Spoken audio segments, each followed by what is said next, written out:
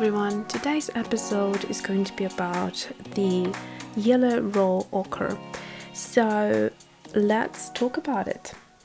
So this is a 15mm tube that I'm going to be looking at today. And so this is the Yellow Ochre that's in the sets that you buy, and it's going to be a lot more yellower and warmer. So here is the Yellow Raw Ochre that we will look at today, and here is this lovely yellow ochre. So the format of today's video is going to be, we're going to look at the transparency, we're going to do it color, disperse, and then we're going to actually mix this Yellow Raw Ochre with exactly the same greens, blues that I mixed my lemon yellow.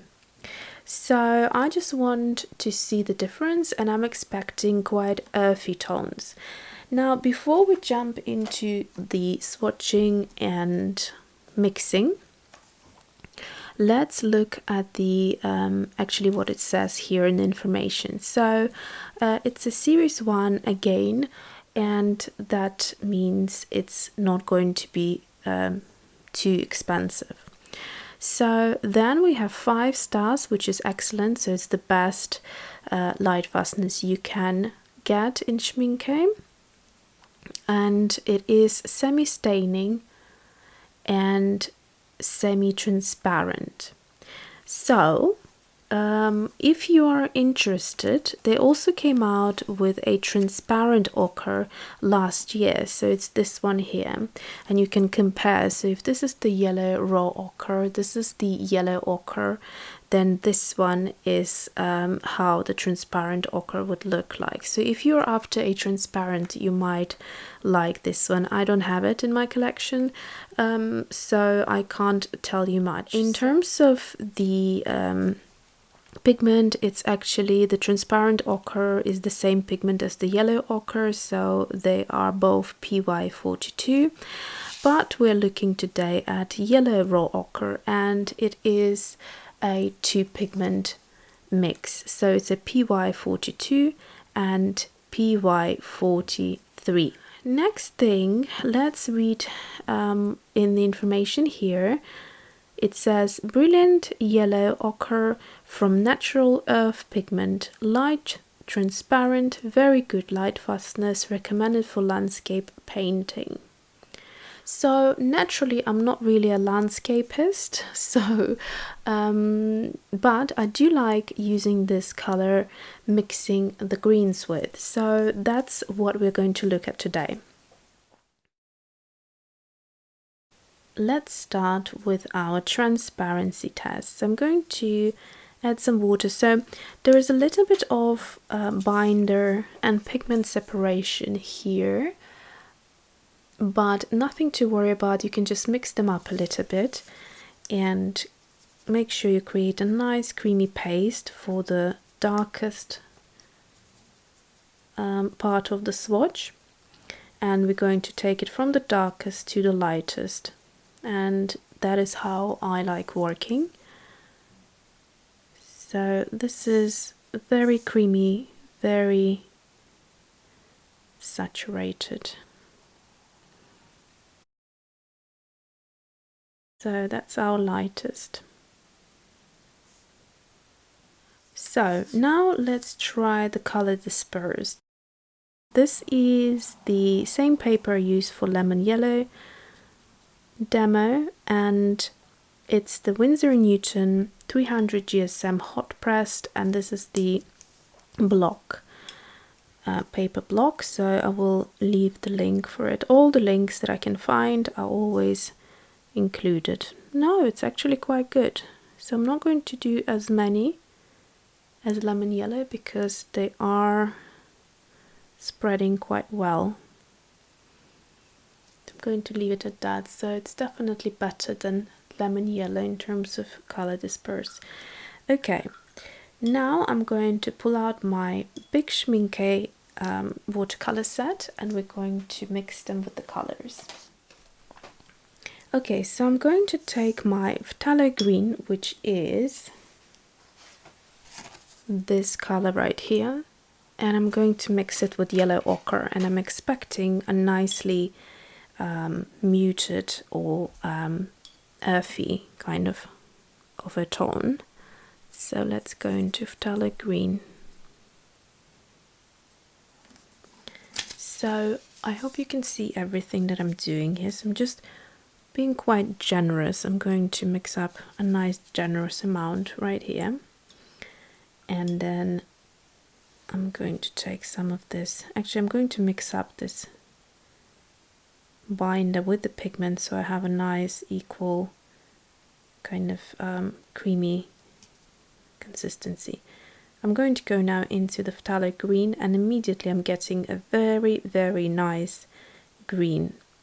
Very it's going to be a little bit opaque just because of how thickly I mixed it up, but never mind. So here is our green. Definitely very beautiful. I will do a close-up later on. I just want you to see what I'm doing and how I'm mixing. So next step will be adding more of the yellow ochre and mixing a second color.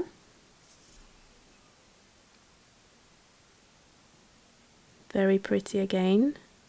Very similar to trying to think to the permanent green olive, I'd say. Actually, the first one is closer to permanent green olive. So you can mix that if you don't have that color, using yellow raw ochre and phthalo green. And finally, I'm going to use a bit more of the yellow raw ochre, and that gives us a very similar color to olive green yellowish. So making sure I'm really mixing it properly, and I'm going in. Okay, so that's very nice color. Right, now I'm going to actually squeeze out maybe a little bit more of this color, just because I'll definitely need more of it. And let's go now to Ultramarine Finest, which is this color right here. So Ultramarine Finest, I'm going to be again very generous, because if you're not and you're going to use it to add more of the yellow, then what will happen is you'll end up with a very watery third mix. Okay, so here is our Ultramarine Finest. So let's see what's going to happen if I'm going to add the yellow raw ochre. Let's add a little bit more of the ochre and see what happens. So this is now starting to really get quite muddy and quite not the color that I like, so it's not really green anymore.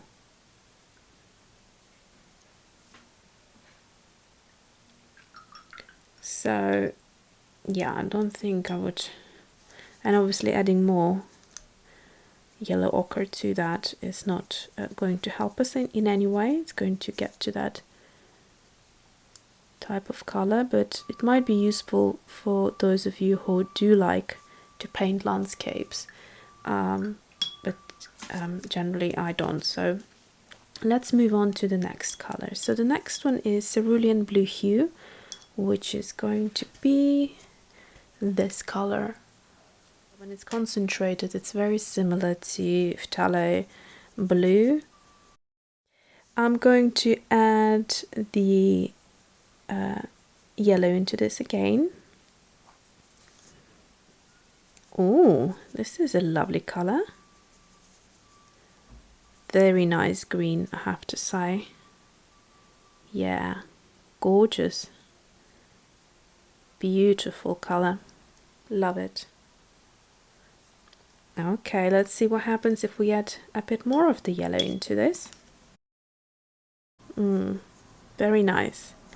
So I'm just making sure I'm mixing it properly before I'm adding it to water, because otherwise I might get some separation, which sometimes is a good thing. Okay, so still a nice color, nice green. And let's add a little bit more of the yellow ochre into this. So again, it's now close to like an olive green color, but it's still attractive to me. It's not muted too much. Now let's move on to Dolph Blue, and Dolph Blue is going to be this color. So it's a very intense deep blue, like a cool tone deep blue. So this is, again, it has a grey tone to it. Probably it will do a similar thing that it has done with Ultramarine Finest, is my prediction, but let's see. Yeah, it's starting to muddy up a little bit.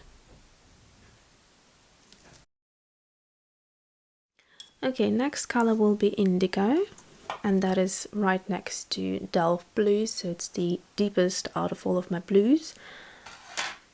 It's one of my favorite blues. I love Indigo.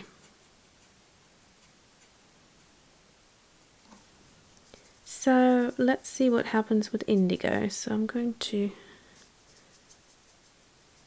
make it nice and strong. And then we go in.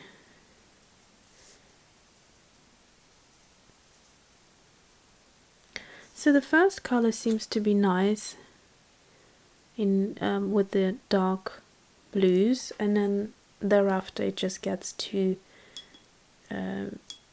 earthy for me. And then finally last one, yeah, that's going to go back to that color. Okay, finally let's do Prussian Blue, and that might give us some nice greens. So here is the Prussian Blue.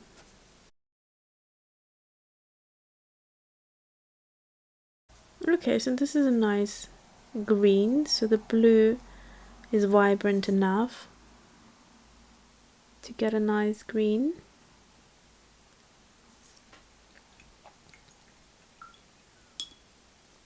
So anything that's going towards a warm blue and a very sort of vibrant saturated blue is going to work quite nice mixing with the ochre colors. Alright, so let me quickly dry these and then I will come back and we'll have a closer look. Okay, so we have a very neutral palette here, as you can see, and this side is not to my liking.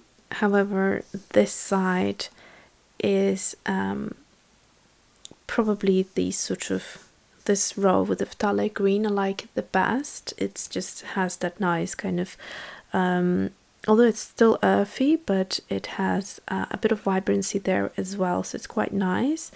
I like a few greens from the Cerulean Blue hue. With Ultramarine, I don't think I like any of them. And then with Prussian Blue, the first mix was quite nice. So then let's have a look at the swatch, and the transparency is very good in this one. You can see the line very clearly on both ends, and that's a good indication that it is a transparent color. Then here in the color disperse we can see some of those lovely kind of spidery effects on the edges, and so there is a nice color disperse here, not as strong as some of the other watercolors I have experienced, but it's good level, I'd say. So that is that. Now let's have a look side by side. I'm going to zoom out a little bit and just compare it to lemon yellow and see how different they are. In fact, I told you in this episode that I preferred this side because it's more natural, but of course taking two sides of colors, so the blues and the yellows, that will give us a natural or more warm toned side of things, will of course go into muddy colors. And like I said, if you're a landscapist, this palette will be perfect for you. So that is that. I hope you enjoyed this video and thanks for watching. See you soon.